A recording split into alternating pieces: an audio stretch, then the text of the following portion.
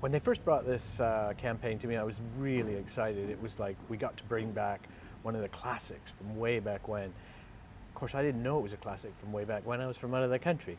So we had to go back in and do a whole lot of research on how it was originally done, what materials they were using, how they shot it all, what camera angles they did, the style of animation, and even just the way, right down to sort of how the puppets were even built, because that seemed to have quite a big factor on how they moved, how they plotted around.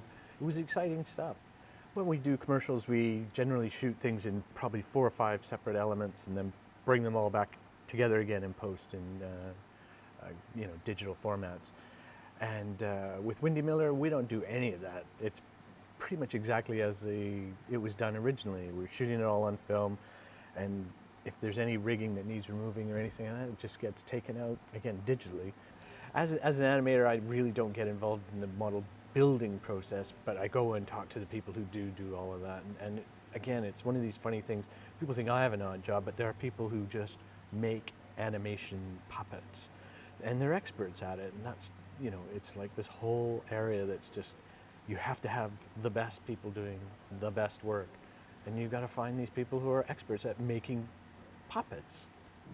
So in these old animated series, they kept things really simple. So stuff like the fact that they don't have a mouth and they don't actually speak when you hear voices and things like that.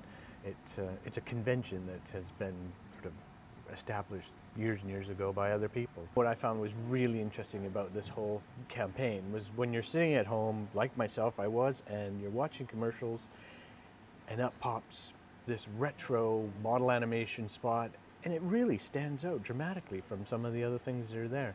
And that's what advertisers want. They want their ads to stand out, and by utilizing this older style, this older form, they're succeeding, and apparently the sales are up.